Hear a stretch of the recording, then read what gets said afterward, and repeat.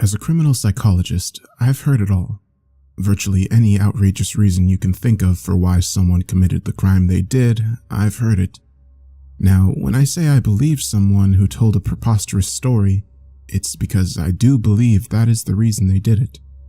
Due to whatever mental illness they might suffer from, there's times I believe them when they say a leprechaun told them to kill their neighbor. Obviously, I don't believe an actual leprechaun manifested itself to this person and that they actually only did what they did because they are crazy. But in my line of work, you have to talk to a person as if what they were hallucinating about actually happened. This case was different though. I think I believe his story, and not because he thinks that's what happened, but because I've had a feeling for a long time he was not suffering from any mental affliction and might actually have been telling the truth. I'm going to post our interview here. There will of course be some redacted information, names were changed, and I've cut out a lot of my trivial interjections in the interest of flow and pacing. I'll leave it up to you to decide if he's crazy. A little about him before we start. He was a PhD educated professor of biology. He was a PhD educated professor of biology, anatomy, and pathology, and serves as the chairman of the biology department at the local university. He had no personal or familial history of any kind of mental illness. Please introduce yourself and why you're here. My name is Michael, and I shot my friends Dave and Gary right outside our personal science lab at the docks near Marina. Let's start from the beginning. It all started a few days ago when the school year concluded. We were taking our annual camping trip to celebrate the end of exams. It was me, Dave, Gary, and John, all fellow biology department professors. We go to Provincial Park in Canada every year. We spend a few days at a campground and then go to a deep woods wilderness campsite that we have to use our canoes to get to. That's our favorite part, the deep woods. There's never anybody there, and we're all alone. The vacation went well at first. Once we found a nice site in the back of the woods, that started off great too. I'm scuba certified, and we'd never been to this part of lake before. We were more backwoods than we'd ever been. I was eager to dive here. How's the visibility? Most lakes I've heard like this, the visibility isn't great, or there's nothing to see. True, there's not much to see. It's the same kind of fish you can see in a city park pond, but there's something about diving into a body of water that few people ever touch. It's mostly unsullied by people's garbage and whatnot. Tell me what you saw down there. I didn't dive in until our second day. It was very uneventful, but part of the enjoyment for me, like I said, was being 30 feet down and not seeing any trash or anything man-made at all. I went out further towards the center of the lake. Visibility was low, so I didn't see it right away. It kind of crept up on me. At first, I thought it was a small propeller plane or something, but I quickly realized it was too big. It was irregularly shaped for sure, and had a large shaft towards what I figured was the rear of the craft, protruding upwards that had a small fin at the top. The fin was probably about 15 feet or so below the water level. I swam to what I thought was the front of the craft and saw a rounded area sitting atop the otherwise pointed bow. It had a little window that I thought must be the cockpit. The glass was broken and it was impossible to see anything inside. I quickly came to the conclusion, based on the design of this vessel, it did not appear to be any man-made craft of any kind that I had ever seen or heard of, and that I was potentially looking at a UFO. I reserved full judgment on whether or not it was a UFO until I got a second opinion. John was also a diver and had brought a tank. I would have him go down with me to investigate further. I really shouldn't have been diving by myself anyway. John was immediately intrigued when I told him I had found an aircraft at the bottom of the lake, and it didn't look like anything I'd ever seen before. He was ready to go in minutes. We took a canoe out to where I thought it was to save air, and we went down. We found it relatively quickly. He did as thorough a swim around as I did. Seeing it again, it was kind of shaped like a large arrowhead. Look up an F-117 Nighthawk. That's kind of what it looked like, though it looked much more alien in design. It wasn't flat underneath. It had a bulkier cargo area or something below. John found a large opening in the hull underneath what appeared to be the left wing of the craft. He was ready to enter, but I stopped him. My air was too low and it was getting dark. I motioned for him to meet me at the surface, so we swam back up. I told him I needed to switch to my other tank. Each of us had brought 2 tanks. If there was any chance of us entering the craft, I also told him it would be much better to wait until morning. We spent that night telling Gary and Dave what we had seen. Gary immediately became paranoid. He was of the mind that since we even knew this craft existed, we were in danger from the government. If we swam into the aircraft and actually found an ET, the pilot, we were as good as dead. We eventually decided we were indeed going in. We toyed with Gary, saying the pilot was probably long gone. He swam out the back, assimilated into human form, and probably replaced, and is now living as the Queen of England. We eventually went to bed, but I hardly slept at all. I don't think John did either. The next morning, John and I went down again. We approached the hull breach. It was more than large enough for us to fit in one at a time. It's important to note the exterior of the craft was metallic, but it was difficult to say what material. What I found interesting is that the outer hull was completely free of aquatic fungus or algae or even rust. Anything that would indicate it had been there for a while. This led me to believe this may have been a recent crash, and that made me nervous. We secured a rope to the outside of the craft so we could follow it to find our way out if we got turned around at all. Once we got inside, the interior told a different story. The inside was very dilapidated, nowhere near the almost pristine nature of the outer hull. Judging by the aquatic plant life and algae that we could see growing, and the amount of fish that had settled and were darting out of every crevice we swam by, it appeared this vessel had been down here for some time. We appeared to be in some sort of cargo area. There was an open doorway near the back we looked in, and it appeared to be an engine room. We examined what we believed to be the engine, but rubble and pillars had fallen, and it blocked our access to the greater part of the area.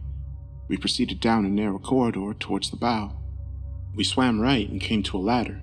This ladder went up a few feet, and we saw what appeared to be a hatch that was closed. We swam up to examine it. We pushed on it first to no avail, and searched around the area until I saw what appeared to be a lever off to the side. I motioned to John, and he motioned for me to pull it. I did so, and we heard something near the hatch mechanically release, which also released a large amount of air bubbles into the water, but the hatch remained closed. We puzzled it over for a few seconds before John pulled out his diving knife. He attempted to slide it into one of the edges on the right side of the hatch, and was able to penetrate a few inches. He worked it for a few minutes, and the hatch inched open slightly before the blade snapped. It had opened just enough for us to get our fingers in, so we tried pushing and pulling. There was much resistance, but with our combined efforts, the hatch slowly began to open. We swam up into what could only have been the cockpit. I saw the broken window I had seen from the outside. John swam ahead and around what appeared to be a large chair, probably for the pilot. I heard him let out a muffled cry of extreme surprise, and he swam back towards me faster than I'd ever seen him swim. His mouthpiece had fallen out, and he had to put it back in. His eyes were wild. He pointed to the chair, and he made back and forth motions with his hands like he was turning a steering wheel. I was slightly confused, but then he pretended he was using a joystick and made muffled sounds with his mouth. I realized he was pretending to fly a plane, and the sounds he was making were supposed to be machine guns. I then realized he was trying to tell me the pilot was still sitting in his chair. I motioned for him to calm down. I was afraid as well, but I knew I needed to see this. I motioned to him that I was going to go look for myself. I motioned for him to stay, but he shook his head. I then proceeded to swim slowly around the chair, and he followed behind me. Any doubt that this was a UFO was then extinguished. The being sitting in the chair was humanoid, but definitely not human. Its head was about 20% larger than a human's, I'd say, and it was probably about 4 feet tall. Its arms were floating lifelessly in the water and were disproportionately long. I took note immediately about how there appeared to be no rot or skin breakdown of the being, despite the length of time the cargo area indicated this craft had been underwater. I knew John and I needed to actually speak, so I motioned for us to retreat. We returned to the surface and discussed our options. After the initial shock, we discussed our next options. The first was to simply leave, not tell anybody, including Gary and Dave, what we had seen. We knew we'd never be able to keep that secret, so that was out. We discussed a few more options before I realized what we needed to do, or I should say, what I badly wanted to do. I told John we needed to get back to our lab we had at the docks and perform an autopsy. He looked at me like I was a complete idiot. He asked how we were actually supposed to get it back to the States. I told him my plan, and he said it might just work. We then retrieved the body carefully and loaded it into the canoe. I rowed back to shore while John swam. I don't think he wanted to sit in the boat with the body. Unsurprisingly, Gary and Dave absolutely flipped their shit when we got back. I told them we were leaving right now, going back to the car and driving straight home. They were confused at first, but then John told them what was down there was not only a UFO, but the pilot was in the canoe. Gary turned white as a ghost when he saw it, and Dave was intrigued. I then laid out my plan. We drove an oversized cargo van. There was one bench seat in the back that sat about a foot off the floor so you could put crap underneath it. My plan was to leave the body in the canoe, pack it with ice and cover it up, then put the canoe in the back with us instead of on the roof. It would just fit since the front end would be able to fit underneath the bench seat in the back. We then drove straight to our lab. What kind of lab is this? You just have your own lab?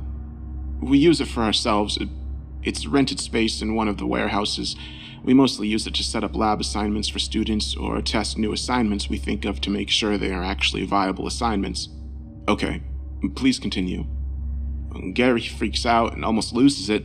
He said if we get randomly searched when crossing the border back to the United States, they'll find the body and we're all as good as black-bagged.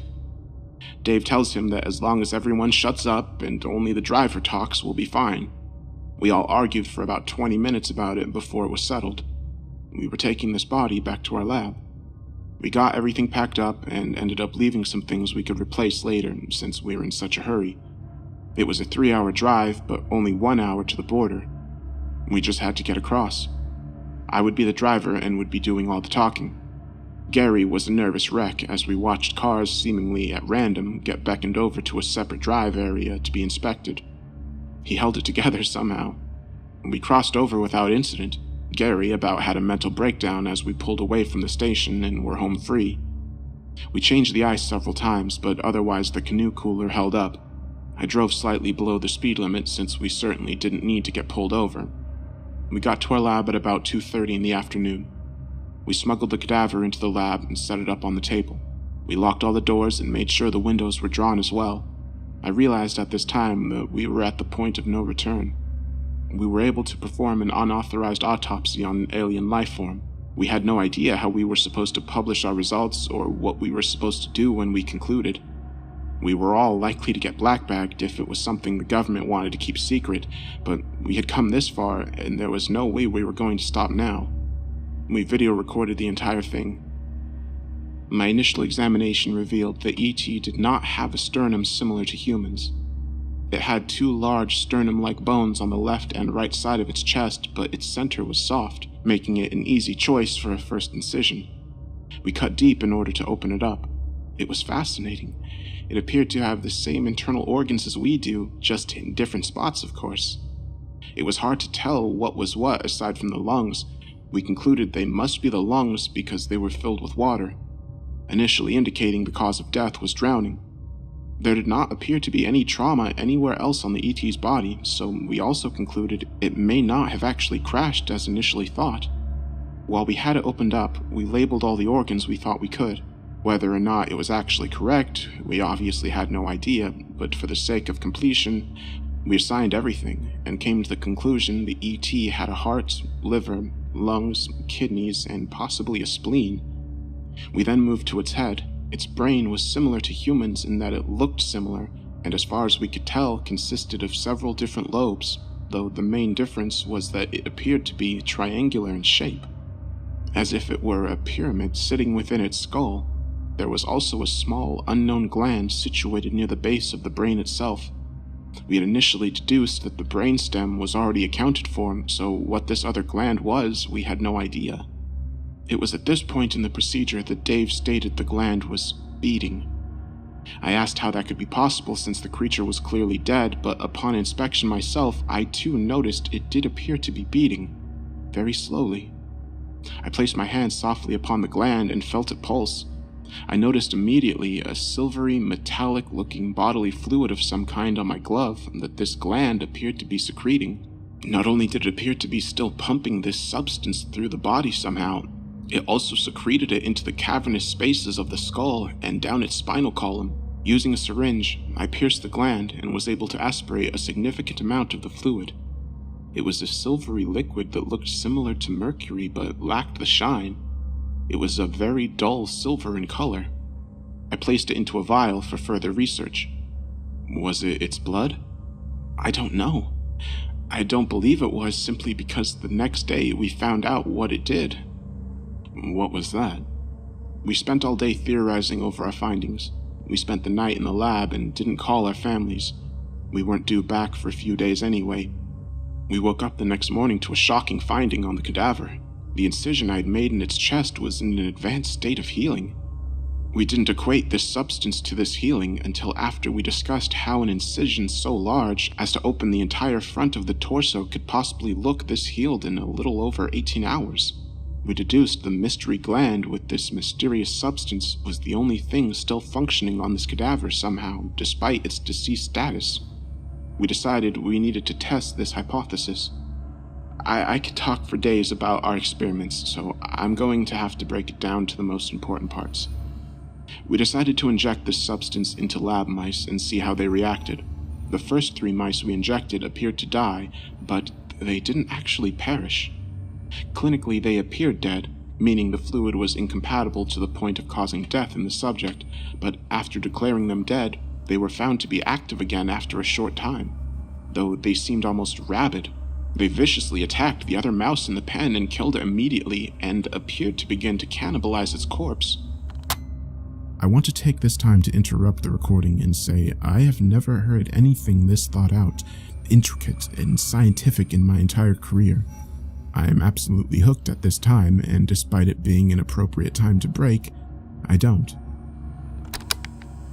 We then attempted to terminate the rabid mice using an injectable toxin.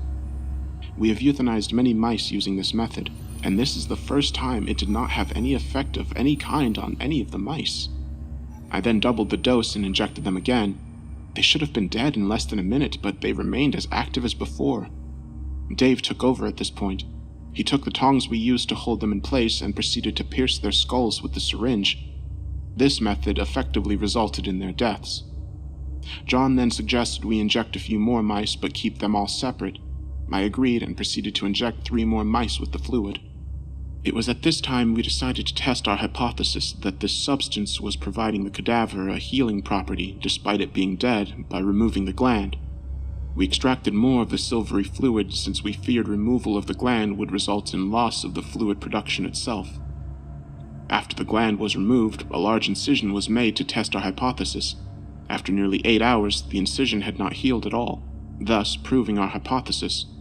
Whatever this fluid was, it had a tremendous healing effect on the ET's body. That must have been why there was no trauma on the body from the crash. It had been healed. We also theorized that this substance could not actually bring the ET back to life should it perish, as it appeared to have drowned and died. I'm sorry, I'm getting ahead of myself. Shortly after euthanizing the lab mice, we performed an autopsy on one of them. Though they had been dead only 15 minutes, its internal organs told a different story. Atrophy and shrinkage of the internal organs indicated the mice had been deceased for several hours. Knowing this could not possibly be, we examined its brain, where a large concentration of silver fluid had accumulated. We had no explanation for this, and after lots of conjecture, we hypothesized that with the amount of this fluid located in the brain of this mouse, that it somehow retained its healing property, and despite the apparent toxicity of this substance, it somehow kept the mouse's brain active, though on a very primitive level, while it caused the rest of the body to waste away as if it had expired. We felt this was an appropriate hypothesis, given the toxin we had used had no effect on the mouse, and only after we pierced its brain did it finally expire. We then did an autopsy on the other 2 mice, which produced identical results. What happened with the other set of mice? This is kind of the beginning of the end. 2 of the mice proceeded exactly as the first 3 had. They appeared to die, only they did not, and became rabid, immediately attempting to attack our fingers when we pressed them up to the glass. The third mouse, however, exhibited something else entirely. Long after the other two had gone rabid, this mouse appeared to be completely unaffected by the injection of this fluid. We knew we had to be very careful with this mouse and how we proceeded. As it was not exhibiting symptoms of toxicity from this fluid, we needed to ascertain whether or not this mouse's body had accepted the fluid and was now capable of regenerating from physical injury, or if it was simply carrying this fluid in its body. Carrying as in the medical sense with disease? Correct. This mouse could simply be immune to the toxicity or incompatibility and not be able to regenerate from injury. It just carries this fluid in its body. Unfortunately, John got ahead of himself. Seeing that the mouse appeared to be perfectly fine, he picked it up. It bit him hard enough to pierce his glove on his left thumb. He dropped the mouse and scampered away. Gary and Dave immediately tore the place apart looking for it, as did I, while John began scrubbing and decontamination. We were not able to find it. We had lost our only successful specimen. We advised John to go to the hospital immediately, but he declined. It was his fault we lost the mouse, and he was determined to continue searching for it. We should have insisted harder than we did that he go. We never found the mouse. We spent most of that day in conjecture and hypothesizing our findings. By the evening, we were still going over our notes and making journal entries. At about 6:30 p.m., John had an uncontrollable coughing fit. He looked pale and diaphoretic, and we knew it was because of the mouse biting him. His thumb also looked disgusting. We were all biologists. We should have known to stop what we were doing and take him in right away, but we just couldn't peel ourselves away from what we were doing. Gary volunteered to take him to the local ER while Dave and I stayed behind. I never saw John again. While we were alone, Dave mentioned we needed to test the fluid on something other than a mouse. At this point, I realized we had all gone too far. We should have just left the crash site alone and certainly shouldn't have entered it. Dave was starting to become fanatical, bordering on unethical. He started to offer picking up a stray dog or cat, and when he mentioned a homeless person, it was at that point I knew we were all in serious trouble. I told him there was no way any of us could possibly partake in something so unethical.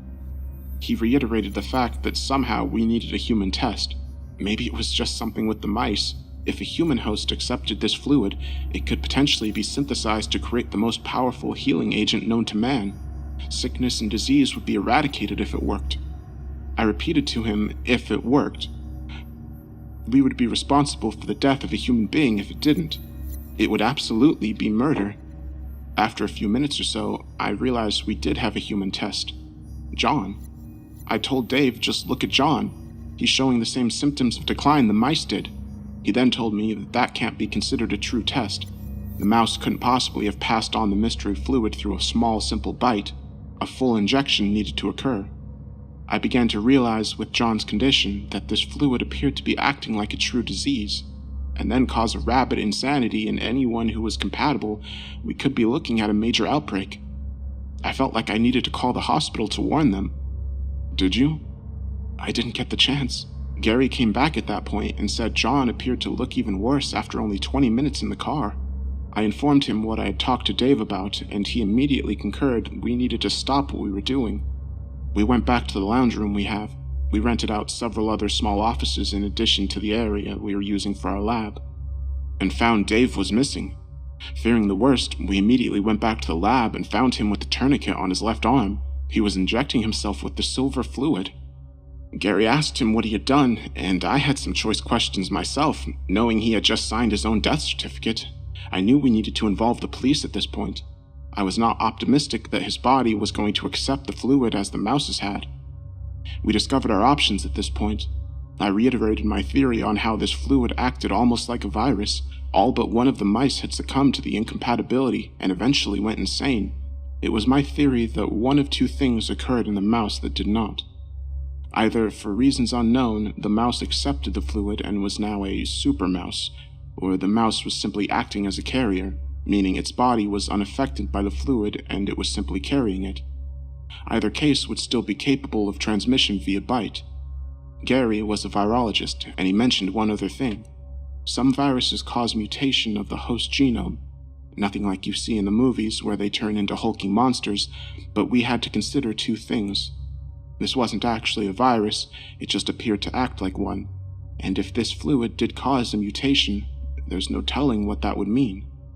You shot him, so obviously he went bad, and I'm guessing you wouldn't have mentioned this mutation thing if that's not what happened. That's what happened. I guess we'll just skip to the main event. I could ramble on about theory and our scientific shenanigans all night. We didn't get much sleep that night on account of Dave. We drew some blood and did an analysis, and his blood was loaded with some sort of antigen. No doubt a product of the introduction of that fluid. It seemed like it was rewriting his genome somehow. By midnight, he was noticeably taller, as if his growth plate had been reopened by this antigen. This did not happen in the mice, so this was intriguing, but he was also declining visibly. He was pale, his color was leaving him, and he was diaphoretic. His decline was much slower than the mice and John as well. We'd virtually forgotten about John by that point. We had old hospital restraints in our equipment room. Dave said we should tie him down. He said he was starting to lose it, and he looked like hell, like death, and he was huge. His left hand was starting to contort and deform into this horrid claw. It was far too late to take him to the hospital at this point, so we knew we were screwed. We tied him down, claw and everything, though I didn't think that was going to matter. It didn't. After that, Gary and I were so exhausted, we fell asleep like idiots. When I woke up, it was about 6:15 in the morning. I nudged Gary, telling him to wake up, and we checked on Dave. He was dead. I instantly got a tremendous feeling of dread. How long had he been dead? Was he actually dead? He could reanimate any second. Did he? Yes. Gary was examining the body, and he was way too close. I told him to back up, but it was too late. Dave reached over faster than I'd seen anyone ever move, and he had Gary by the throat. He snapped the restraints we had him in as if he was tied down with toilet paper. He then bit a huge chunk out of Gary's shoulder and then broke his neck. Pretty sure that was just on accident, though, on account of his new strength. I ran for it as he threw Gary away. Dave stood up, and he had to be about 6'5". He was 5'10" or so previously. I went to the lounge. We had a .45 hidden there, just in case there were nights we were there late. The docs can get rather shady characters at night. Anyway, I had the lights off, and I was hiding behind the desk. I could hear Dave's heavy footsteps outside. His respirations were like a chainsaw. I knew he was looking for me. The door to the lounge opened, and I heard heavy footsteps enter the room. I was shaking uncontrollably as I hear him stop. I ask myself, have his senses heightened? Can he hear me or even smell me? I hear a few more steps, and suddenly the desk lifts up into the air like it weighs nothing, and Dave's claw is holding it up with just one arm. His clothing was torn and tattered, and his skin looked like it was rotting off. I don't know why, but for some reason, Dave just stopped moving, as if his mind was trying to regain control of his body. As he stood there holding the desk up, I simply crawled between his legs, out behind him, and ran for it. I heard the desk smash into the wall behind me like he had thrown it. I made for the door outside, and then I realized something. I have to stop Dave here and now. If he gets out, how many people is he going to kill and then infect? I went back towards our lab. I had 7 shots. I would get as close as I could and put all 7 in his head. Head trauma is what finally stopped the mice. I slowly entered the lab just in time to see Dave wind up and punch a hole through the wall, after which he stepped out into the sunlight and into the marina. I followed as fast I could. The early birds were all out on the docks in the marina getting their boats ready, ripe for the picking. I hollered Dave as loud as I could as I ran up to him. He spun around with a growl that would make a lion jealous. This caught everyone's attention, of course, and they all turned to see me run up to him and put 2 in his face. He stumbled and swayed before falling. I then put 3 more in his head, and it pretty much exploded. The shrieks of bystanders filled the area as everyone scattered. Running on pure adrenaline and nearly insane myself, I ran back into the lab. Gary had been bit, and he needed 1 in his head too. As I got back into the lab, I saw Gary starting to stand up. He turned fast. I put 2 in his head as well. No sooner did I drop the gun in pure shock that I heard rushing footsteps behind me, followed by police yelling for me to get on the ground. And here we are. So, let me tell you why I think I believe him. I asked him about the crime scene and if anyone saw Dave as a creature, and he had no idea. He had no idea what became of the lab and all their research either, nor did he know anything about John. He was very educated, but he also had street smarts. He told me at that point that any day now, once it came out what had happened, the government would be stepping in and he'd be black-bagged. He was right. A couple days later, I was approached at the station by men in suits, FBI for sure. They told me my services were no longer required in this case, and I was to turn over all materials related to it. I turned over the tape, but I had already saved it elsewhere, so I wasn't so pissed about it. I asked the arresting officer and detectives assigned, and they told me they too had been reassigned, and that the case was being handled externally. I decided to do some investigating of my own. First thing I checked was their lab in one of the warehouses at the docks. This was at least a week after the event, and I could still see men in hazmat suits entering and exiting the warehouse, which seemed completely closed off, not just the areas they rented. I needed binoculars, since you could barely go anywhere down there without being stopped and redirected by men who were most certainly mercenaries. Next thing I checked was the hospital. I have a couple doctor friends. I asked the ER doc, and he said he'd never seen anything like it. They shipped him up the floor real quick. Luckily, the admitting doc on the floor was also a friend. He told me they put a gag order on him, so we met in person. No traceable electronic conversation of any kind. He told me John died shortly after he was admitted. He said as soon as they bagged him up, John sat up and started thrashing and snarling and growling. They called security and then called the cops after the nurse's aide got bit trying to open the bag. They were able to zip the bag back up without anyone else getting bit. A security guard supposedly lost it when he saw John's dead body going crazy and biting a fellow employee, so he hit him with a portable oxygen tank over the head, apparently enough trauma to kill John, again. A few days later, the aide turned in her resignation via email and was never heard from again. He also told me John's chart was later deleted entirely. He told me you can't just delete a patient's electronic medical record. Whoever did it would have to be way high up. As for John's body, someone from the coroner's office came to get it, but my friend didn't recognize them, and he knew all the pickup guys. They also drove away in an unmarked van. City vehicles were all clearly marked. Lastly, I went to the campsite myself where they went. I used my GPS to find the lake they said they went to and took the back road to where they launched their boats. It was completely blocked off. And not only were there angry no trespassing signs up, but there was also one even saying intruders might be shot. I'm hoping it's been long enough that it's blown over and nobody is bothering with me anymore so I can tell this story. As for Michael, I never heard from him again either. I tried looking him up in the system and his file with the local department had been deleted as well. Police records are another thing you can't just delete entirely. All 4 of their social media has been deactivated, and Google search only brings up people with similar names. It doesn't even bring up anything from the university. Michael was black-bagged for sure, as were the other 3 post-mortem. I don't know about you, but this has conspiracy written all over it, and the more I think about it, the more I actually think this all happened, exactly as Michael said. One other thing I can't help but think about was that mouse that got away. Is there a genetic super mouse somewhere down at the marina, or did those government whack jobs find it? If they didn't, we all better hope he lays low. It seems like major outbreaks throughout history always start with rodent carriers.